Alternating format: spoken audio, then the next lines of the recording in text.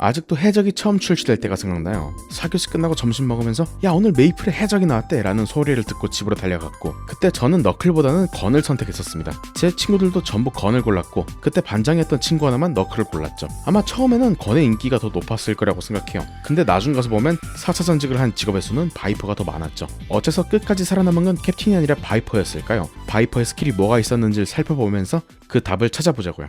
바이퍼는 3차 전직 때 배웠던 스킬인 스턴 마스터리를 보다 적극적으로 활용하게 됩니다. 사실 거의 모든 스킬이 스턴을 위한, 스턴에 의한 스킬들인 정도의 수준이죠. 첫 번째 스킬은 드래곤 스트라이크입니다. 드래곤 스트라이크야말로 바이퍼의 상징과도 같은 스킬이죠. 애초에 이 직업 최초 출시 애니메이션에서도 바이퍼 캐릭이 드래곤 스트라이크를 사용하기도 했고요. 이 스킬은 최대 6마리까지 타격할 수 있는 스킬인데, 근거리 직업인 바이퍼가 사용하는 스킬인데도 웬만한 원거리 직업만큼의 범위가 나오는 걸 볼 수 있어요. 그러니까 어떤 직업도 가지지 못한 데미지로 원거리에 있는 몬스터를 6마리까지 때리는 미친 스킬인데, 이게 단점이 있습니다. 그냥 졸라 느리다는 거예요. 비슷한 예로 캡틴의 배틀십 토르페도는 아무리 대충 와도 한 0.7초에 한 발씩은 쏘는 것 같은데, 드래곤 스트라이크는 무슨 시전 시간만 1초가 넘는 데다가 심지어 끝나고 후딜레이까지 찐득하게 박혀 있습니다. 이 후딜레이는 해적 출시 이후 1년간 방치되다가 2009년 1월에 어느 정도 수정이 되면서 비로소 다른 스킬들과의 연동성이 강화되게 됩니다. 제일 대표적으로는 스크류 펀치로 몬스터를 밀면서 드래곤 스트라이크를 섞어서 쓰는 거죠. 스크류 펀치 자체에 스킬 시전 시간보다 더 긴 무적 판정이 적용되기 때문에 스크류로 냅다 밀고 드래곤 스트라이크를 쓰면은 드래곤 스트라이크 사용 중간까지도 무적 판정이 지속되는 그런 장점이 있었어요. 이 드래곤 스트라이크랑 같이 사용하던 스킬 중 하나가 바로 피스트입니다. 6번 때리는 공격이 몇 없는 옌메에서는 이 피스트도 드래곤 스트라이크 못지않게 간지나는 스킬이죠. 물론 간지는 나는데 이 친구도 드래곤 스트라이크와 마찬가지로 너무 느리다는 단점이 있었습니다. 물론 수치로 따지면은 230에 6을 곱하면은 1380%라는 엄청난 성능이지만 때리는 속도는 그렇게 매력적이진 못해요. 단 피스트에는 특이한 기믹이 하나 들어가 있는데, 그건 바로 데미지가 모두 똑같은 게 아니라는 겁니다. 잘 보세요. 마지막 데미지가 좀 센 것 같죠? 실제로 피스트의 데미지 공식은 1타부터 4타까지는 툴팁에 있는 데미지로 정직하게 때리는데, 왠지는 모르겠지만 5타는 2배의 데미지가 들어가고요, 6타는 무려 4배의 데미지가 들어갑니다. 이 버그 이런 게 아니라 이게 다 의도된 사항이에요. 결론적으로 1, 2, 3, 4타 이후 5, 6타, 다음 7, 8, 9, 10타 이렇게 해서 총 10번, 그러니까 2300%로 공격하는 격이죠. 막타가 뻥튀기가 많이 되기 때문에 첫 타가 이렇게 막 6천도 아니고 막 만에서 2만 정도 나온다면, 그리고 거기에 스턴 마스터리로 크리티컬까지 챙겨갈 수 있다면 막타 데미지가 거의 10만에 가깝게 나오게 됩니다. 여기다가 샤프아이즈까지 들어가? 막타가 그러면 그냥 10만 넘어가지고 맥댐을 찍어버리는 거예요.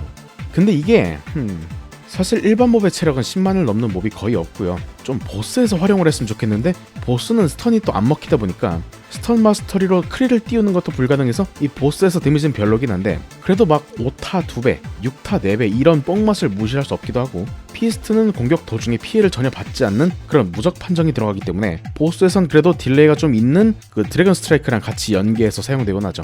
파이어버너와 쿨링 이펙트를 함께 사용하는 바이키리, 그리고 암살과 부메랑 스텝을 함께 사용하는 섀도우처럼 후딜레이가 있는 드래곤 스트라이크와 함께 사용해서 이 서로의 단점을 조금이나마 보완시켜주는 그런 방식입니다. 참고로 별건 아니긴 한데, 피스트는 처음에 굉장히 기괴한 기믹이 있었습니다. 바로 공격을 하면서 몇 발자국 앞으로 걸어가는 기믹이었는데요. 아니 이거 보스에서도 써야 되는데 앞으로 걸어가서 몸박을 해버리네? 이 보스 도중에 맞고 튕겨 나가면서 거리가 벌어질까봐 보정을 해준 것 같긴 한데, 애초에 에너지 차지되면 스탠스 효과까지 있는데 왜 그런 생각을 했는지 의문입니다. 결국 이 피스트를 사용하면서 걸어가는 현상은 2008년 3월 27일 패치를 통해서 수정이 이루어졌어요. 다른 스킬들 살펴보기 전에 이 쓰레기 스킬 하나도 좀 구경하고 가죠. 에너지 오브라는 스킬인데, 저도 이거 마을에 이 마스터리북 버려져 있는 거 봤거든요.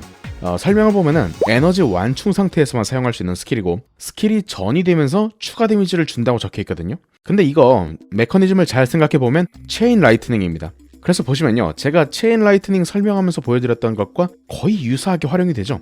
데미지 역시 버프 전 체라와 비슷하게 전이 될 때마다 절반으로 깎이고요, 이 16,000이었던 데미지가 2번 전이 만에 3,000대가 되는 눈물겨운 광경을 보실 수 있습니다. 물론 이게 에너지 스킬이기 때문에 마나 소모가 전혀 없는 스킬이고, 이 마스터를 하면은 900%라는 강력한 데미지로 공격하는 스킬이지만, 앞서 보여드렸던 전이 문제도 있고요, 그리고 스킬 공격 속도도 엄청 느린데 그냥 드래곤 스트라이크를 쓰지 않을까요? 쓰레기인 이유를 알겠으니까 넘어갑시다. 그 다음 스킬은 슈퍼 트랜스폼입니다. 이 트랜스폼이라는 건 이래야죠.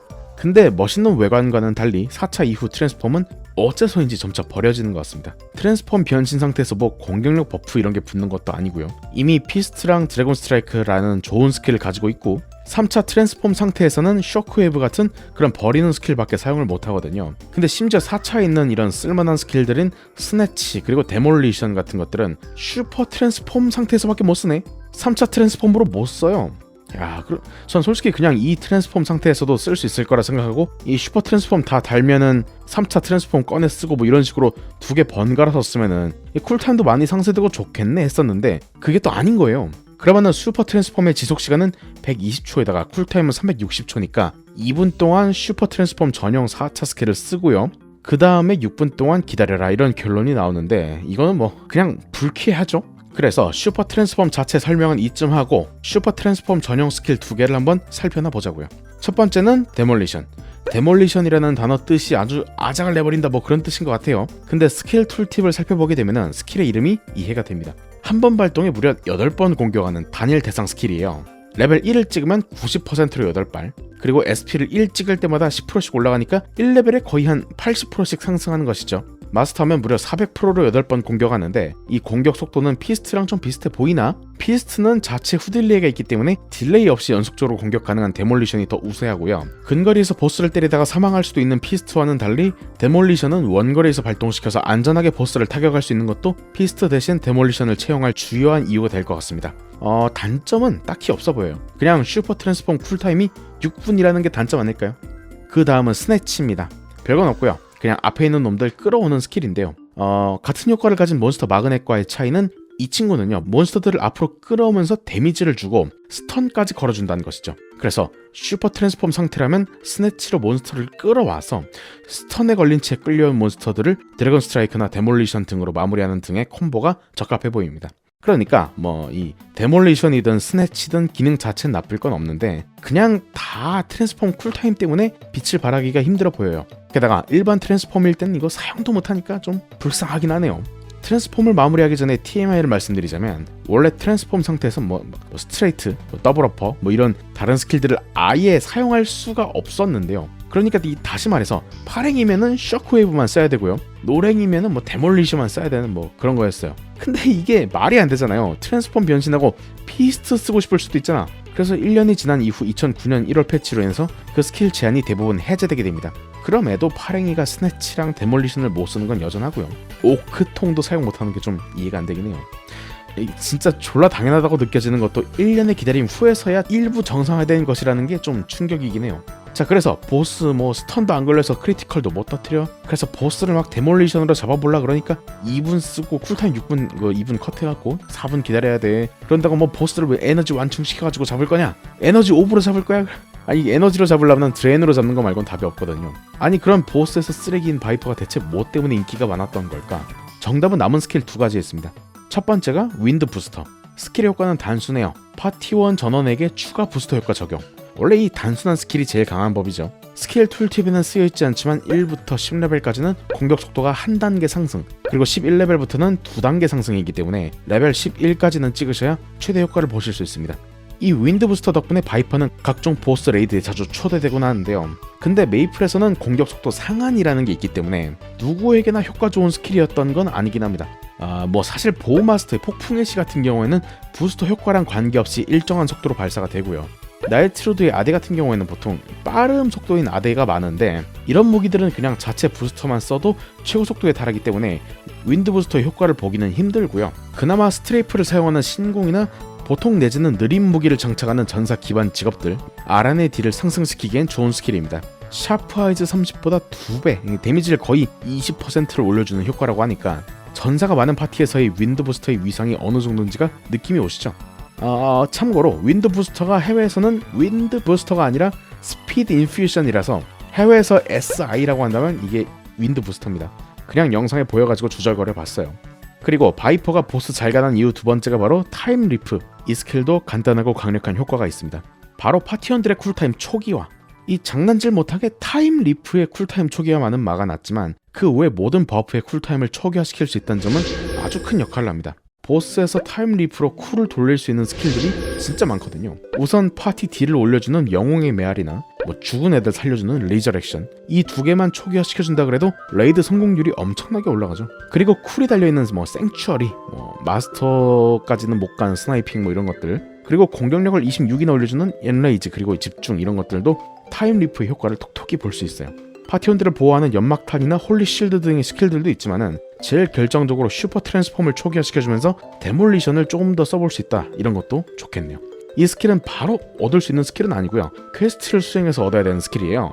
바이퍼의 다른 스킬들도 물론 퀘스트를 통해 얻는 스킬들이 몇 개 있긴 한데, 해적의 모든 스킬 퀘스트 중에 그나마 퀘스트답다 생각하는 게 마인드 컨트롤이랑 타임 리프예요. 이 타임 리프 퀘스트는 이제 제가 오른쪽 위에 링크 남겨드릴 테니까 이 영상 후반부 참고하시면 되는데, 이게 무슨 몬스터 몇 마리 잡고 이제 스킬을 알려줄게 이지랄 하는 것보다 막 시간을 넘나 들면서 뭐 플레이어 스스로 우연히 얻게 된 능력이다, 뭐 이런 설정이 전 더 마음에 듭니다. 그래서 바이퍼는 솔직히 그렇게 강력한 직업이라는 생각이 들진 않는데, 결국 캡틴의 인구수를 제치고 보스까지 살아남은 승자가 되었던 데는 분명 근거리 딜러임에도 파티 버프의 가치가 매우 높아서 마치 비숍과 같이 버프빨로 불려나가는 인구가 많았기 때문이라고 생각합니다. 근데 그게 뭐 나쁜 건 아니죠. 결국 바이퍼가 있었기에 비숍의 리저렉션이 한층 빛을 발할 수 있었고요, 히어로, 다크나이트, 팔라딘, 아란 이런 전사권 직업들의 딜량이 폭발적으로 증가할 수 있었고요, 오크통이라는 특별한 스킬을 통해서 혼테일 및 해외 서버에서의 핑크빈 격파의 한 축을 담당할 수 있었으니까요. 자, 이렇게 빅뱅전 메이플 모험가 5개 직업에 대한 4차 전직들을 모두 다뤄봤습니다. 뭐 아시는 분들은 아시겠지만 제가 썸네일들에 박은 캐릭터들은요, 전부 빅뱅전의 해당 직업으로 직업 랭킹 1등을 달성하신 분들이에요. 이번 썸네일도 마찬가지고요. 바이퍼 중에 최초 200레벨을 달성한 유저는 수줍이란 유저인데요, 이 양반은 바이퍼 1등도 모자라서 나중에 카라라는 캐릭터를 육성을 해서 아란 최초 200레벨을 달성하기도 했습니다. 아란 이후 나온 에반의 경우에는 이제 슬림이란 유저가 1등을 달성을 했는데, 이 양반은 또 웃긴 게 이제 수줍의 남친이라고 해요. 그러니까 수줍이란 사람이 여성분이란 얘기죠. 이런 식으로 200레벨을 달성한 사람들도 재밌는 얘기들이 있는데, 조사는 다 해놨는데 이거 내용이 너무 많아가지고 정리하기가 좀 겁나거든요. 나중에 시간이 남아 돌면은 한번 다뤄보도록 하겠습니다. 자, 오늘 이야기는 여기까지. 더 많은 정보를 원하신다면 메이플홀릭 구독해주세요.